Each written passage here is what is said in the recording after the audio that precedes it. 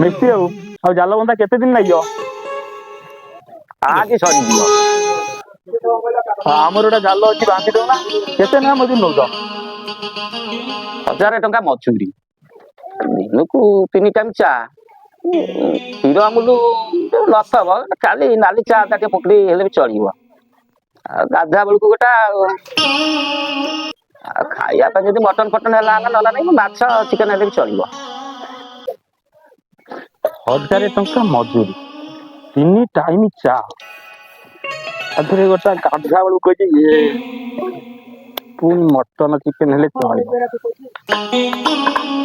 ଆରେ ମିସ୍ତ୍ରୀ ଭାଇ ଆଉ ଗୋଟେ ଜିନିଷ କାଇଁ ଛାଡିଦେଲା ଭଳିଆ ଲାଗୁଛି। ଭାଇ ଗାଁ ଗହଳି କଥା କଣ ବଜାର ସହର ହେଇଥିଲେ ସେ କଥାଟା କହିଥାନ୍ତି। ହଉ ମିସ୍ତ୍ରୀ ଆଉ ମୁଁ ଆଉଛି ଆମ ଘରୁ ନହେଲେ ବୁଝିକି ଆଉ।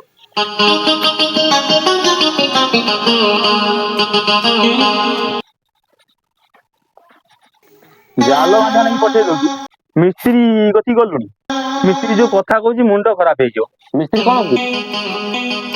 ମିସ୍ତ୍ରୀ ଯାହା କହୁଛି ଦିନକୁ ତା ଖାଇବା ପିଇବା ଖର୍ଚ୍ଚ ବାର୍ଚ୍ଚ ନଗେଇକି ଟଙ୍କା 2000 ଭଳିଆ ଲାଗିଯିବ। ହଉ ମୁଁ ଯାଉଛି ସେ ମିସ୍ତ୍ରୀ ପାଖକୁ ବୁଝିକି ଆସେ କଣ କହୁଛି ଆଉ।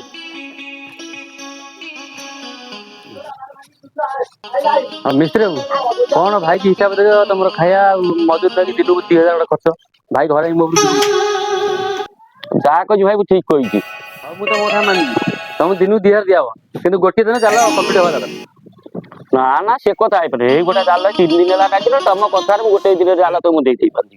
ଭାଇ ତମେ ଯଦି ଦିନକୁ 2000 କମଉଛ ଗୋଟେ ସତରେ ଇଞ୍ଜିନିୟର ବି ଏତିକି 2000 ଦିନକୁ କମଉନଥିବ। ଇଞ୍ଜିନିୟର ଟା କଣ ଏ କାମଟା କରିକି ଆମକୁ ଦେଖେଇଦବ?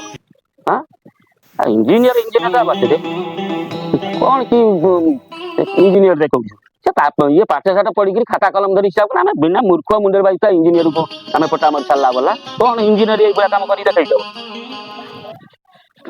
କଣ କହୁଛ ଭାଇ ଇଞ୍ଜିନିୟର ଠାରୁ ତମର ବେଶୀ ବୁଦ୍ଧି?